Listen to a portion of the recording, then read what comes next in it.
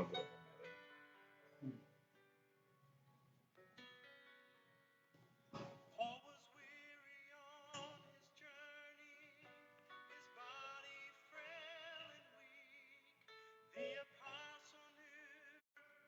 Baka buksan natin. Huwag na, okay lang. Meron na, oh. Bumalik na, bumalik.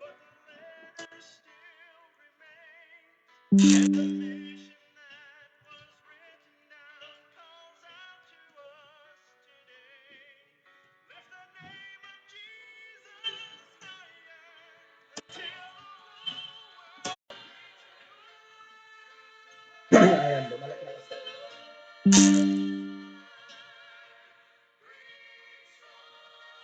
Meron. Amen. Amen, meron na?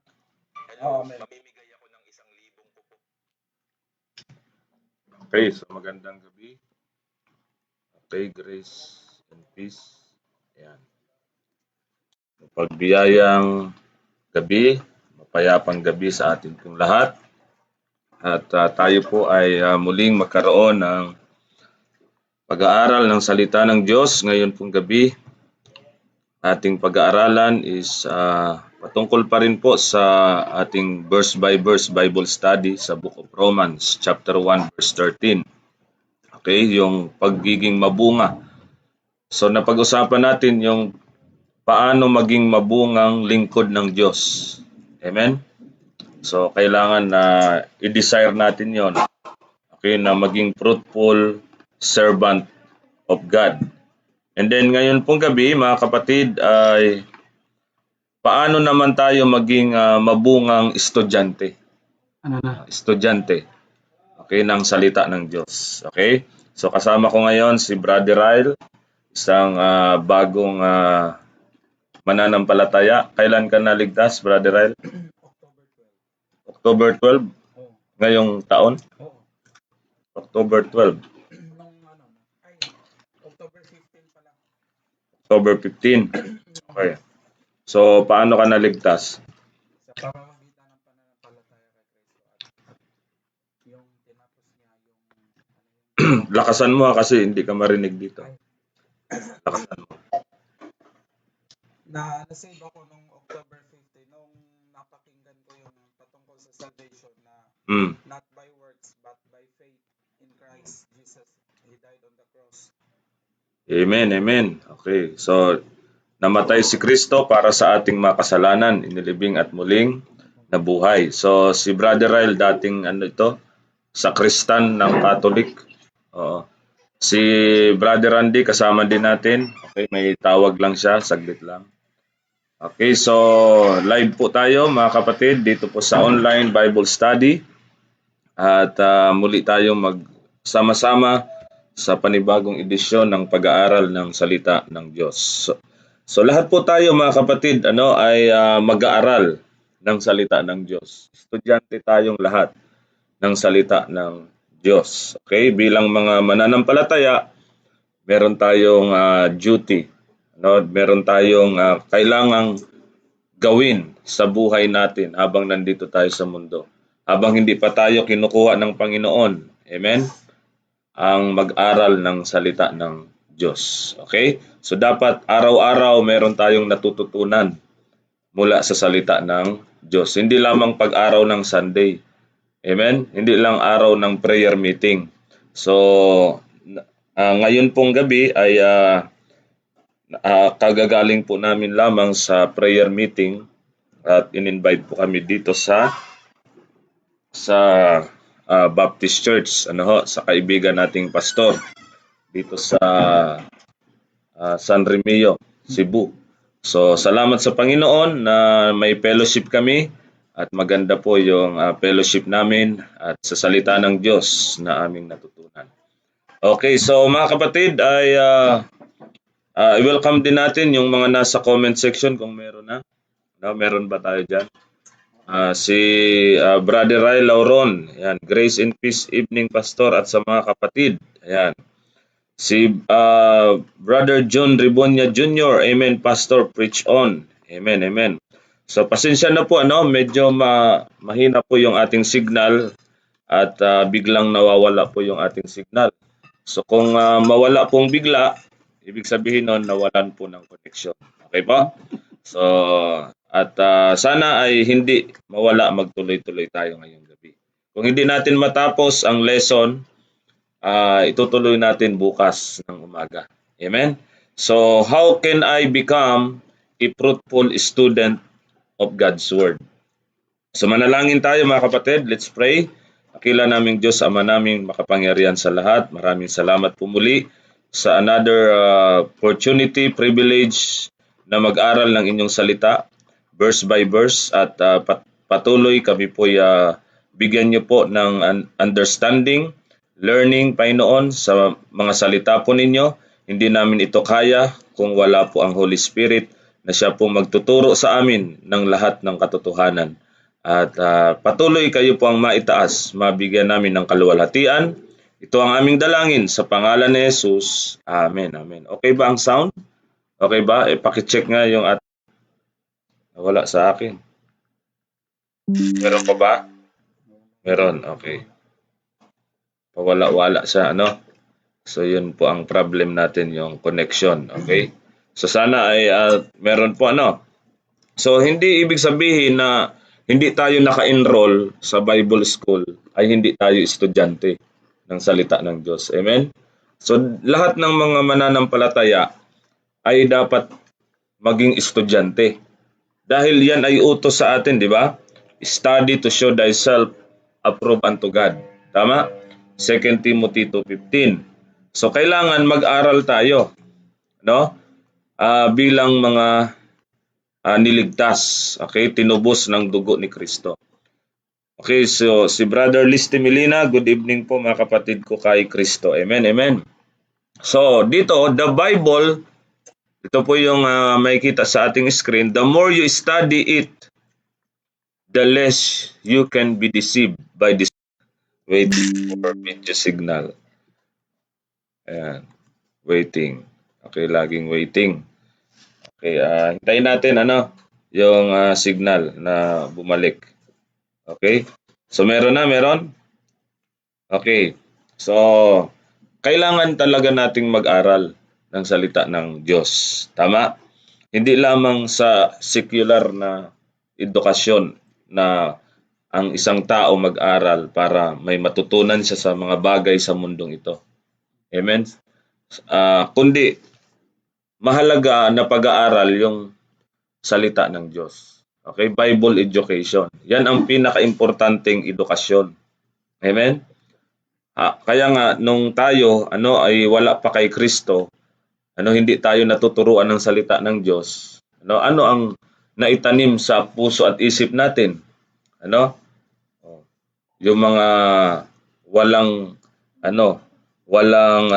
kwenta, walang kabuluhan, na pananampalataya. Vain deceit. 'Di ba? Sabi ni Paul sa Colossians chapter 2 verse 8. Mga filosofiya ng mundo. Mga pilosopo tayo noon, 'di ba? Lovers of wisdom tayo ng mundo. Gusto natin yung karunungan ng mundo, 'di ba? 'Yun ang ating pinag-aaralan. Parang si Darwin, Charles Darwin, 'di ba? Ano yung natutunan natin na ang tao galing sa unggoy. Oho, 'di ba? Wala naman 'yun sa salita ng Diyos. 'Yun ang naitanim mula nung bata tayo. 'Di ba? Sa school, naituro ba sa inyo, Brother Randy, na ang tao galing sa unggoy? Oo, naituro sa naituro sa school 'yan, 'di ba? Yan ang inimplant sa puso at isip natin, no? So, kaya salamat may salita ng Diyos na narinig tayo. Okay? Kumbaga nag-change ang ating mind. Nagkaroon tayo ng repentance, 'di ba? Nag-change yung ating mind. At ang sinampalatayanan natin yung salita ng Diyos. Mali pala yung theory of evolution. Mali pala yung Ayan. Every believer in this dispensation of grace is called not only to be saved by the gospel, but also to be established in the truth. Amen? So, hindi lang dapat tayo ay ligtas lang, naligtas lang. Dapat, pagkatapos ng kaligtasan, kailangan ma-establish tayo. Maging matatag tayo sa truth. Tama? Tama. Ang kalooban ng Diyos, hindi lang maligtas. Sabi ng 1 Timothy 2:4, who will have all men to be saved and to come to the knowledge of the truth. So after mong maligtas, kailangan mapunta ka sa kaalaman ng katotohanan. Ma-establish tayo dun sa truth. Amen? So sabi ng Romans 16:25, yung establish, na mapatibay tayo sa pamamagitan ng gospel ni Paul.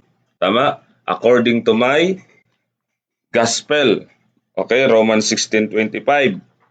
Okay? Kaya alamin natin yung pinangaral ni Pablo na ebanghelyo. Amen? At yung mga revelation of the mystery. So doon tayo ma-establish. So pinag-aralan natin yan nakaraan, di ba?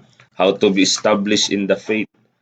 So sadly, ito yung nakakalungkot. Okay? Many are fruitless because they do not study rightly divided scripture. Ito maraming estudyante o nag-aaral ng salita ng Diyos, walang bunga. Okay, bakit? Hindi established, hindi settled, hindi maugat. Okay, sa truth. Kasi hindi nagra-rightly divide. Okay, importante yan Hindi nag-rightly divide. Okay, Sister Darlene Joy, si Mrs. Nanonood, to God be all the glory, sabi niya. Sir Federico Baraza Larido Jr., magandang gabi po Pastor at sa lahat ng mga kapananampalataya. Amen. So, salamat sa mga naka-tune in. Alright, so, dito tayo. Just as fruit requires root, di ba? Ang bunga, nagre-require siya ng ugat. Tama? Meron na ba kayong nakitang bunga na walang puno? Wala, di ba? Na walang ugat, di ba? So, nagmula muna sa ugat. Amen? At diniligan. Water. Kailangan ng tubig. Ang bunga kailangan ng ugat, kailangan ng tubig, at kailangan ng sunlight. Ayan. Liwanag mula sa araw. Okay?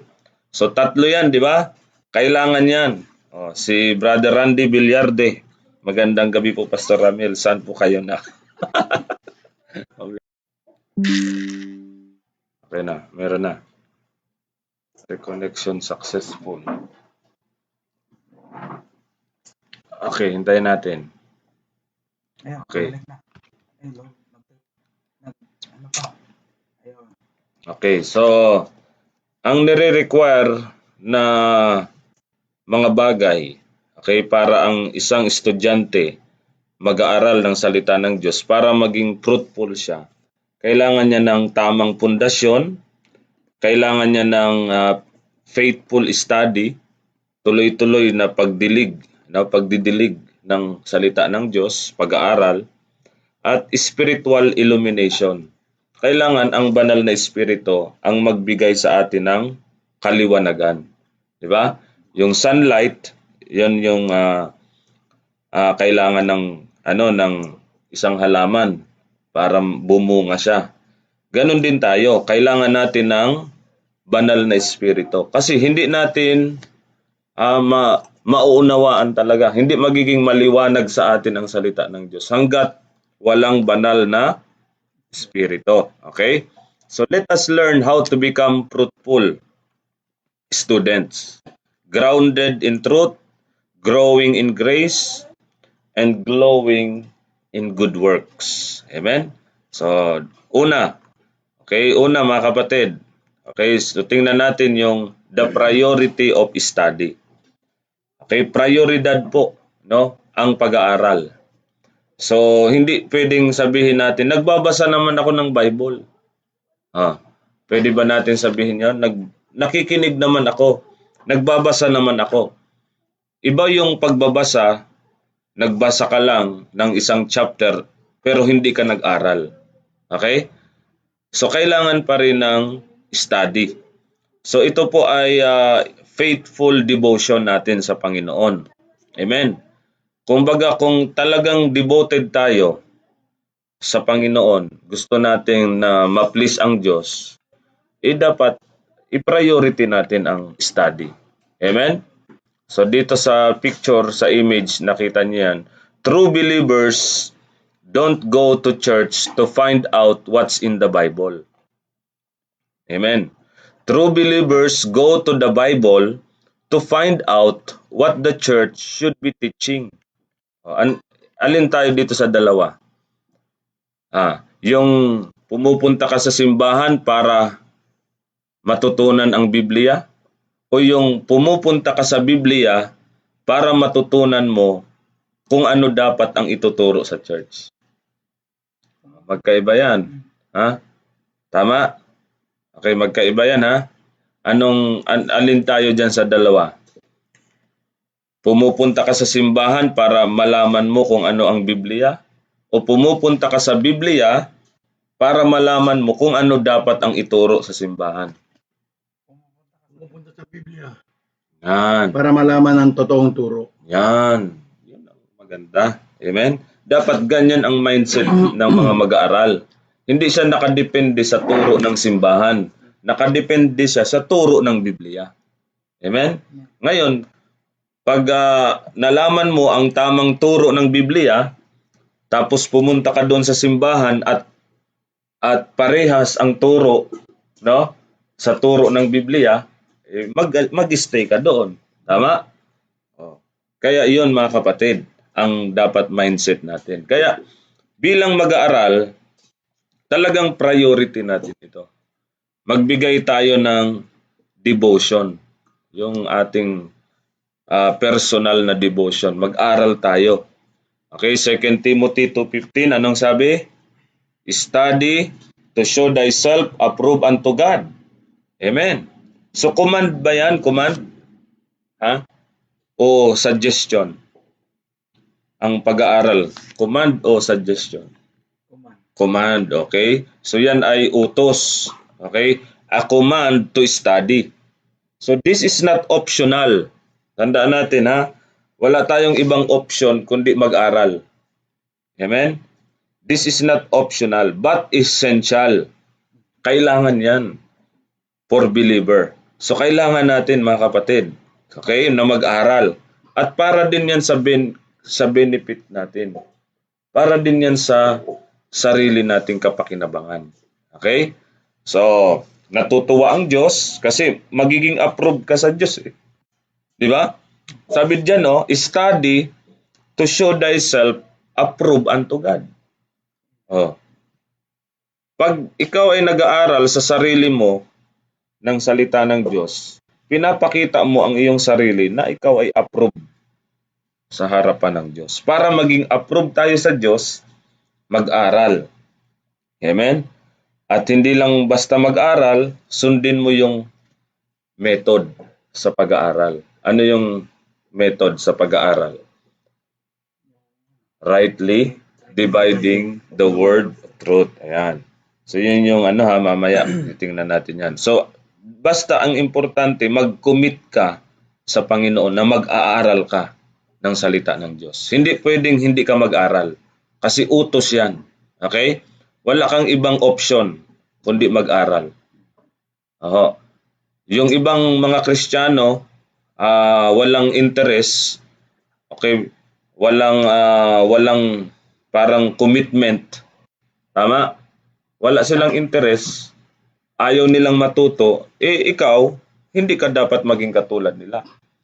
Niligtas tayo hindi para maging tamad. Tama? Niligtas tayo ng Diyos para maging masipag. Amen? Amen. Na mag-aaral, estudyante. Tingnan mo yung mga estudyante na bulakbol. Bulakbol, anong nangyari? Hindi nag-aaral. Pumapasok lang sa school, pero hindi nag-aaral.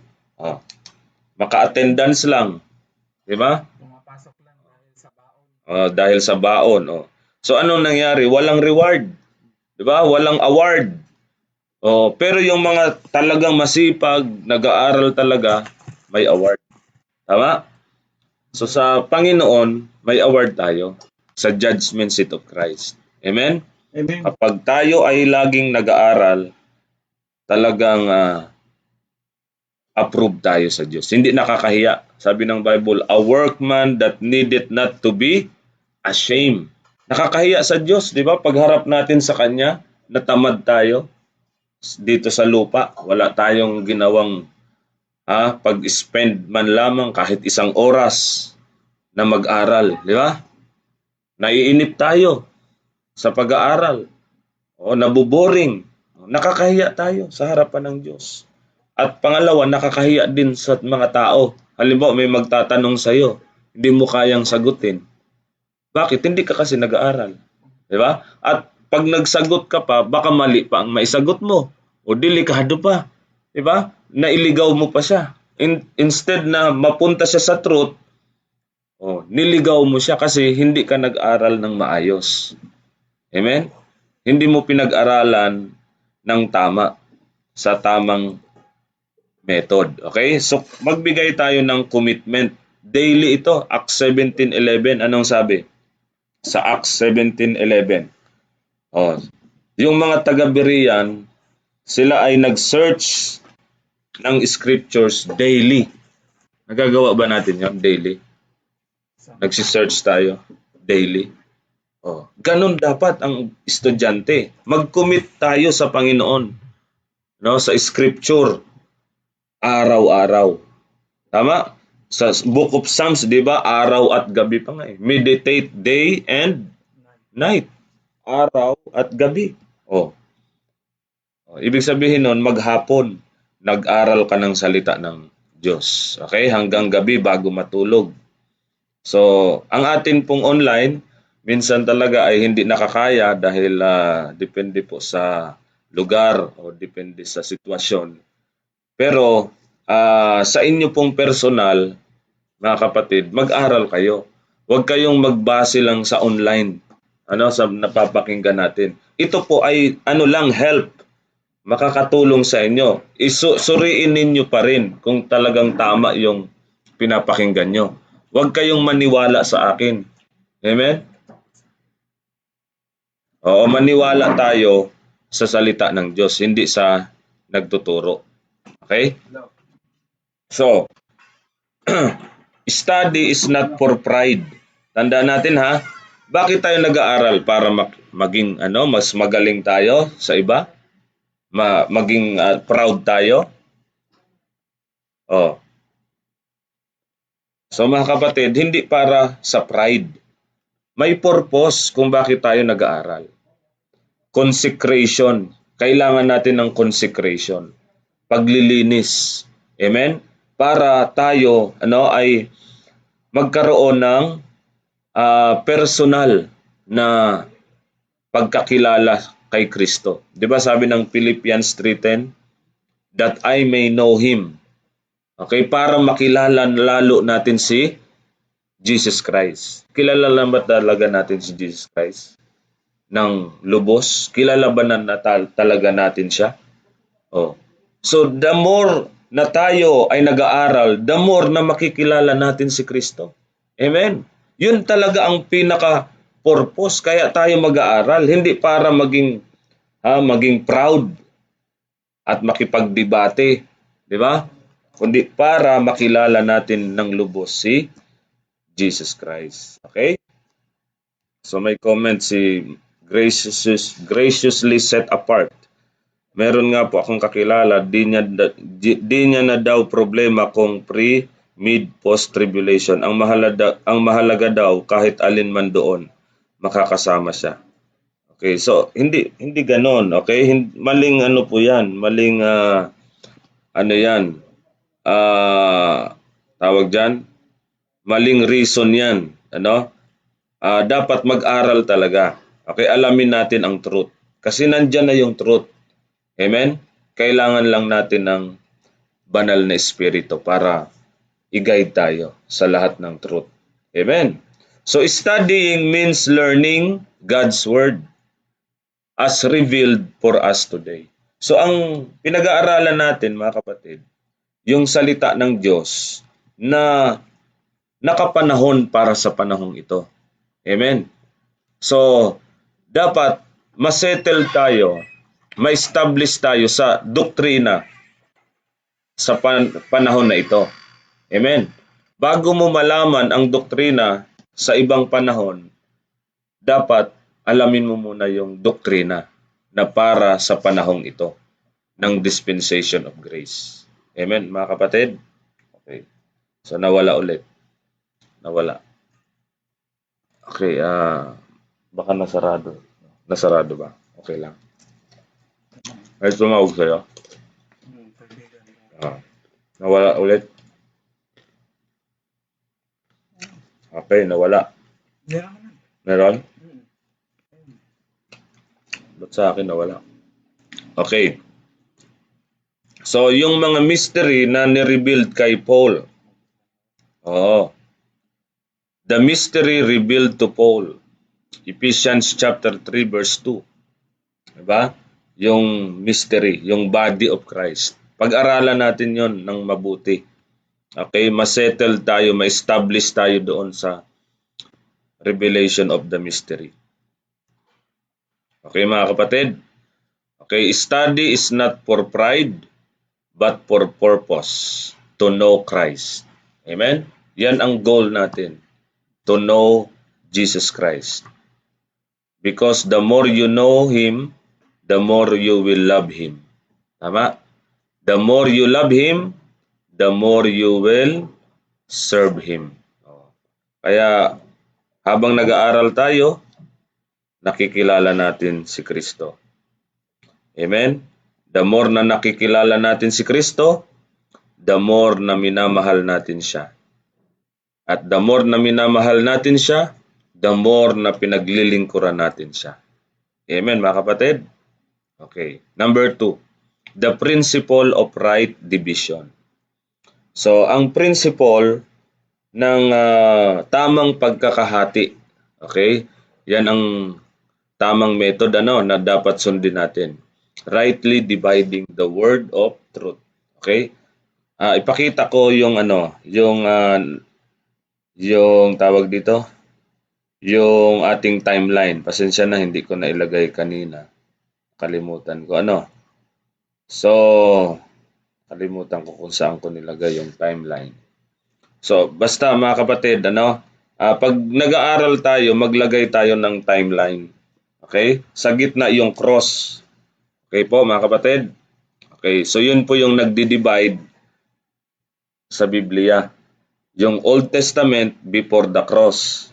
Yung New Testament after the cross. Maliwanag? Okay, so hindi nagsimula sa Matthew chapter 1. Okay? Sa order ng pagkasulat, nagsimula sa Matthew 1:1, di ba? Tama? Pero ang tanong, kailan? Kailan nag-umpisa ang bagong tipan? Hindi ko sinasabing sa Biblia kung ano yung order na pagkasulat sa Biblia. Ang tanong ko, kailan nag-umpisa ang bagong tipan? Kailan nga ba? Yun. Kailan nag-umpisa ang bagong tipan? New Testament. Nag-umpisa ang bagong tipan. Kailan? Kay Kristo na. Kay Kristo. Kailan? Kailan? Nung wala pa tayo nung si Kristo ay namatay. namatay. Okay. Saan mababasa? Okay, Hebrews 9. 16. Hebrews 9:16. Okay? Ito na. So doon nag-umpisa ang bagong tipan. Tama? Kasi kailangan mo nang mamatay ang testator. Di ba pag gumawa kayo ng testament, will of testament. Halimbawa, may anak ka, di ba? O may mamanahin yung anak mo. So gagawa ka na ng testamento. So yung testament na yon, magiging effective yon kailan? Kapag namatay ka na. Ikaw. Kasi pinagmana mo. Ikaw nga, di ba? Ikaw kapag yun. namatay na. Kaya ikaw yon. Ito na lang, kapag namatay na siya. Okay, so ang testator, okay, kailangan mo nang mamatay bago maging mabisa ang testamento. Yun, dokumento, di ba? Ano naman natin? Oh, yun ang principle sa pag-aaral ng Biblia. Kaya hanggat hindi namamatay si Kristo, under ng ano yon? Old Testament. Okay, nawala ulit ang signal. May tawag ka. Okay, buksan mo nga, bro. Yan, buksan mo lang, ganyan. Para pumasok ang signal.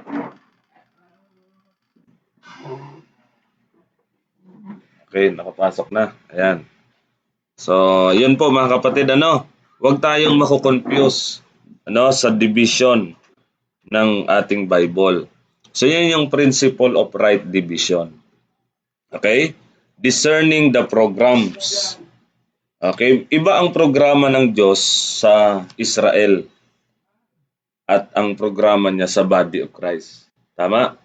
So, sa Biblia, merong 3 grupo ng tao, di ba? Ano yon? Jew, Gentiles, Church of God. Tama? So 3 lang yan, ha? Pag tiningnan ng Diyos ang tao, nahati lang sa 3 na grupo. Hudyo, Hintil, o Iglesia ng Diyos. O yun yung tinatawag na body of Christ. Tama? Okay. So, yan ay mababasa sa 1 Corinthians 10:32. Amen? Pag binasa niyo yan, nandun yung 3 grupo ng tao. The Jews, the Gentiles, and the Church of God. Kaya alamin natin kung saan tayo nabibilang na grupo. Hindi tinitingnan ng Diyos dito kung anong lahi mong, halimbawa, kung anong bansa mo na pinanggalingan. Hindi tinitingnan ng Diyos yan. Ikaw, Pilipino ka. Ito, Amerikano. Ito, Koreano. Hindi ganyan ang pagtingin ng Diyos. Tama? Ang pagtingin ng Diyos, 3 lang. Hudyo ka, Hintil ka, o Church of God. Hindi rin tumitingin ang Diyos sa denominasyon. Ikaw, Baptist ka, ikaw, Pentecostal ka, ikaw, Adventist. So, hindi ganun ang pagtingin ng Diyos. Hindi siya tumitingin sa denominasyon natin. Okay? So, ang 3 grupo sa Biblia, yun po yung pagtingin ng Diyos. Kung paano tinitingnan ng Diyos ang tao. Okay? So, napaka-simple yan. Simple yan, Pero hindi yan na ituturo sa maraming Bible school o sa mga simbahan. Okay? So, Ephesians 3:2, ayan yung dispensation of the grace of God. Binanggit doon. So, dividing the periods. So, merong 3 panahon. In time past tense, okay, past, nakaraan. But now, present time. And then, ages to come. Okay? So, hindi ko mapakita dito. Hindi ko makita yung ating timeline. Okay. Sana makita ko, Ayan, meron. Okay, ito. Ayan. So, dito, ito yung basic na pagkakahati ng ating Bible. Tama? So, before the cross, bago namatay si Kristo, ang tawag natin in times past. Okay? So, nung namatay na si Kristo, okay, but now, okay, present time, grace dispensation. And then, pag na-rapture na ang church, na-rapture na tayo, wala na tayo sa mundong ito, so ages to come na yan. Amen? Maliwanag? Okay, so para hindi tayo nakukonfuse sa pag nag-aaral tayo ng Biblia, meron tayong timeline na importante lahat yan, okay? Na meron tayong, kumbaga, nakaano na sa isip natin, nakalagay na sa isip natin, ito, panahon natin ito. Ito, hindi ito panahon natin. Tama? Kasi meron kang dividing line. Yung cross, yung ginawa ni Kristo sa cross. At saka yung rapture, di ba?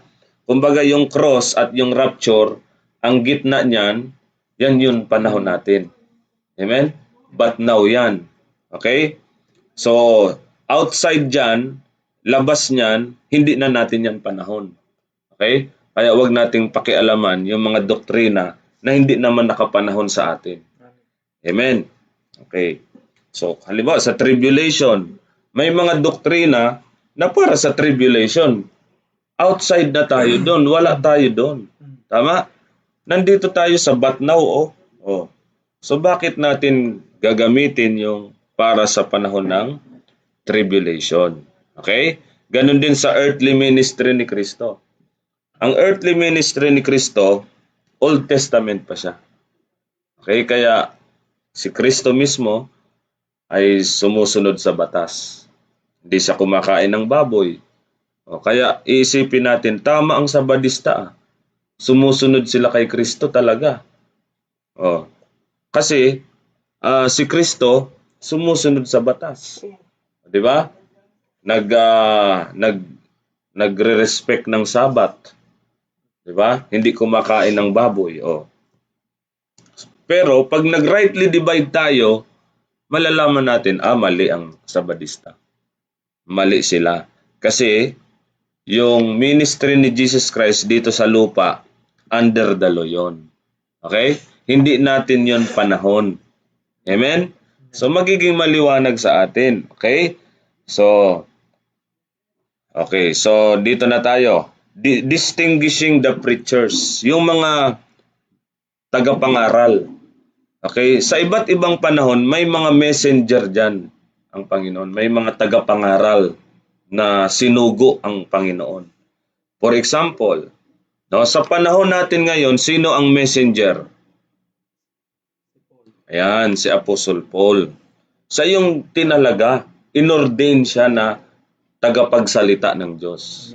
Mensahero siya. Siya yung tagadala ng mensahe ng Diyos para sa panahon natin ngayon. And then, naipasa ito sa church. Kaya, tayo na din ang tagadala. Kasi wala na si Pablo ngayon.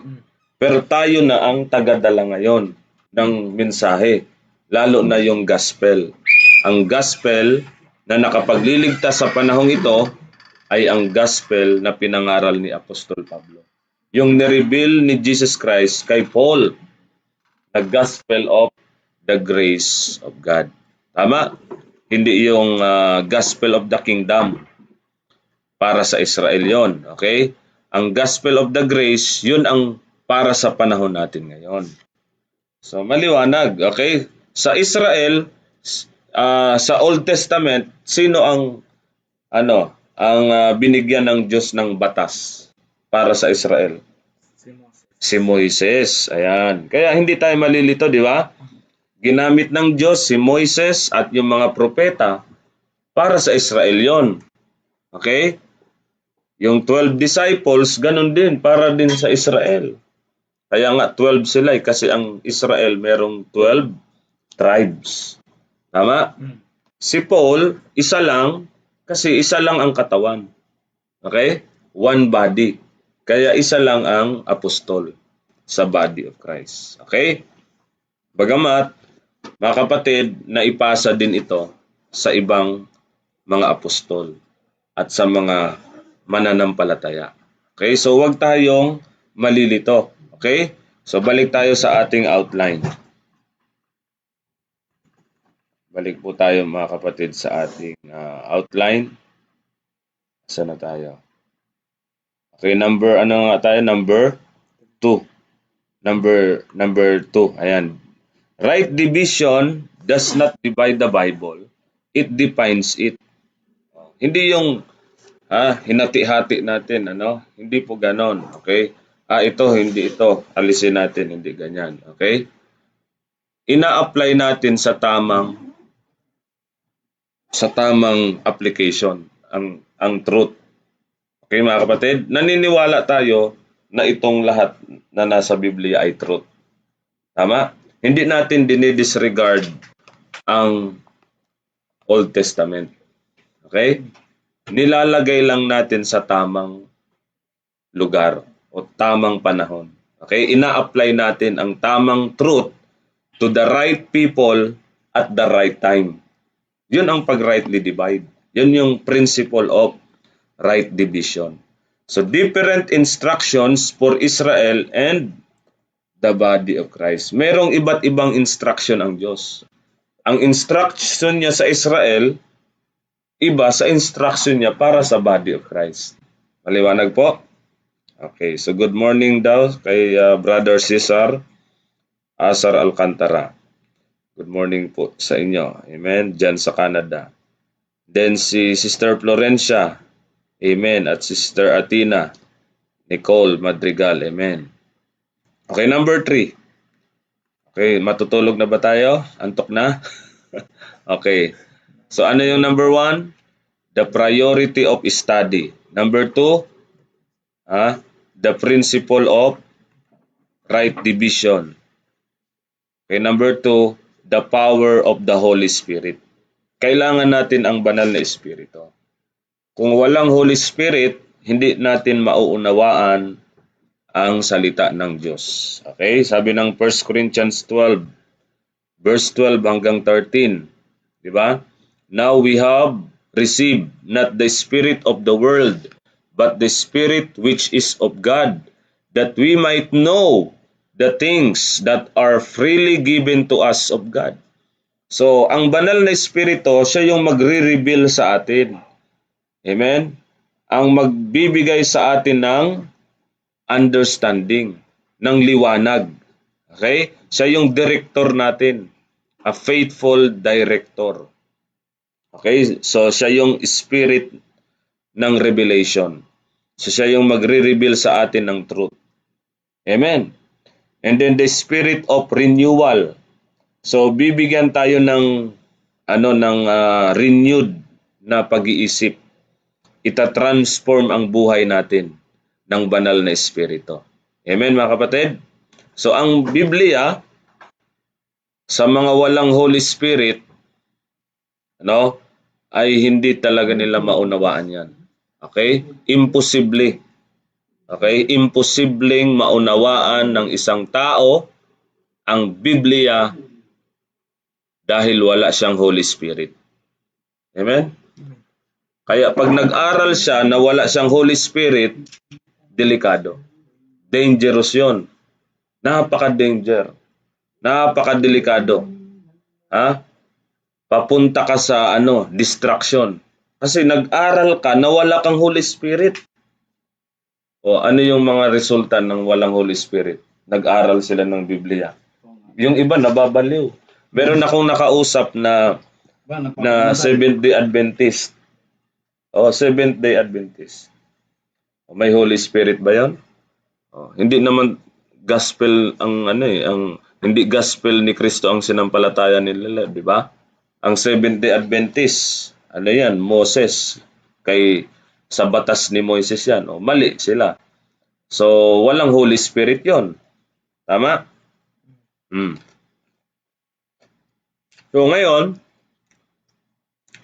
kaya, napakaraming kulto dahil nag-aral sila ng Biblia na wala silang banal na Espiritu. Imagine, ang daming religion ngayon, ang daming mga grupo ng relihiyon na lumitaw. Di ba? May INC. Ang INC, Iglesia No Cristo, di ba? Biblia din ang ginagamit. Biblia. Kaya nilang patunayan sa Biblia na si Kristo tao lang. Tama? Sabi nila, si Kristo ay tao. Bakit tao? Kapatid. Narail. Bakit nga ba si Kristo ay tao lamang? Yan ang paliwanag nila. Kasi nga, si Kristo daw nananalangin sa Diyos. Kaya tao lang daw. Marami pa silang mga reason. No? So, pero, mga kapatid, yun ang resulta ng walang banal na Espiritu. Okay? Talagang mapupunta sa kakultuhan na doktrina. Tama? Kaya kailangan talaga ng mag-aaral ng estudyante ng salita ng Diyos? Ang Holy Spirit. Dapat nakatira ang Holy Spirit sa kanya. At yun ang kanyang pinagtitiwalaan. Amen? Doon siya nakadepende. Okay? Totally dependent siya sa Holy Spirit. Okay, mga kapatid?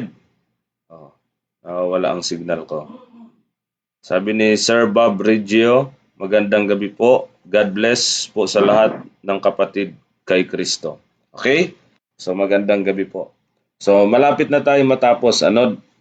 Bukas ituloy natin ang lesson kasi mahina talaga ang connection. So nais ko lang i-emphasize dito sa number 3. Kailangan talaga ng estudyante ng salita ng Diyos ang Holy Spirit. Kahit pa sabihin mong nag-aral ka sa Bible school, seminarista, mga malalaking Bible college, kahit pa nag-PhD ka pa. Ano yung PhD? Ano yung ibig sabihin ng PhD? Kahit naging doktor ka pa, nag-masteral ka pa, pero kung wala sa iyong Holy Spirit, wala rin. Walang tamang doktrina. Walang tamang pangunawa. Amen? Huwag tayong umasa sa sarili natin. Kaya kong unawain yan, matalino ako. Hindi ganyan. Okay? Dapat totally dependent tayo sa Holy Spirit. Okay, mga kapatid? So, yun. Kaya tapusin na natin ngayon kasi nawala na po yung signal ko. Okay, nawawala na. Alright. So, spirit of renewal, spirit of recognition. So, pag may Holy Spirit tayo, madidiscern natin yung truth mula sa error. Di ba? So, ang tutulong talaga sa atin na makapag-recognize ng tama at mali ang Holy Spirit. Okay? Kaya dapat talaga totally dependent tayo sa Holy Spirit. Kahit wala kang Bible school, kung may Holy Spirit ka, tutulungan ka ng Holy Spirit sa pag-aaral mo na malaman ang truth. Amen? So in this age, sa panahon nating ito, the Spirit teaches through the written word. Ang banal na Espiritu, ang pagtuturo niya ay sa pamamagitan ng nakasulat na salita ng Diyos. Okay? So wala nang ibang gagamitin ang Holy Spirit, okay, na paraan para matutunan natin ang truth. Hindi sa pamamagitan ng visions or tongues. Wala na yan. Okay? Ang banal na Espiritu, ang gagamitin niya para turuan tayo ng truth, ang nakasulat. Kung ano yung nakasulat sa salita ng Diyos. Yun na yung final authority natin. Okay? Ang written word. So kung wala sa written word, hindi tinuturo doon, hindi yan tinuturo ng Holy Spirit. Amen. So, ang banal na Espiritu, ang kailangan po natin. No? Kaya sabi ng Bible, huwag ka munang maniwala. Believe not every spirit. Okay?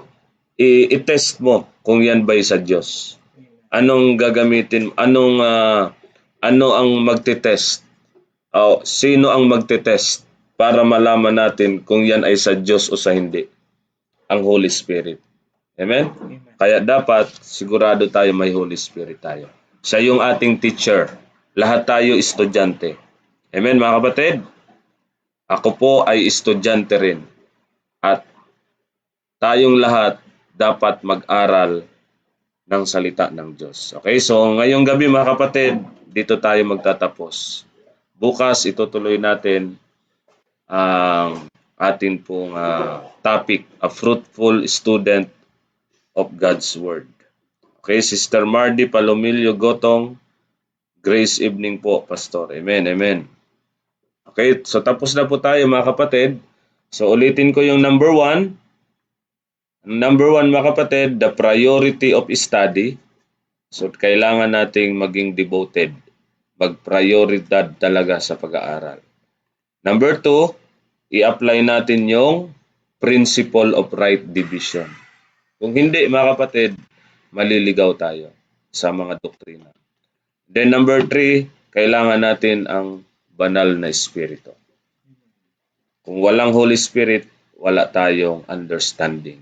Okay? So doon lamang po mga kapatid, mag-e-end tayo pansamantala dahil makakapagpahinga na rin po kami dahil bukas ay maaga na naman tayo. Mag-aaral tayo ng alas 6 o 6 o'clock ng umaga. I-devote na natin ito mga kapatid na pag-aaral natin day and night. Amen? So talagang i-priority natin dahil hindi basta-basta ang trabaho ng mga ngaral. Kasi pag nagkamali tayo ng itinuro, tayo mananagot sa Diyos. Amen? Kaya kailangan natin ang Holy Spirit. Salamat po sa inyo pong pag-join sa ngayong gabing ito. Pagpalain tayong lahat ng Diyos sa gabing ito. At samahan niyo po kami sa prayer. Kanina, galing tayo saan? Sa Daan Bantayan. Yun po yung pinakadulo na ng Cebu sa north. Tama? So narating na natin yung pinakadulo. So paano naman tayo? Pabalik na tayo sa sentro, sa Cebu City. So bukas po, panalangin niyo po ang aming biyahe. Papunta po kaming Cebu City sa mga nawala ng bahay. Okay, namatayan. Mamimigay tayo ng salita ng Panginoon. Amen, amen. Amen. O kasama natin si Brother Dennis Del Mundo, Sister Athena, si Ma'am Graciously Set Apart. Sabi niya, maraming salamat po, Pastor Ramil. Amen, amen. So glory to God and God bless you all. Good night po sa ating lahat. Mag-pray tayo. Pag-pray tayo ni Brother Ryle.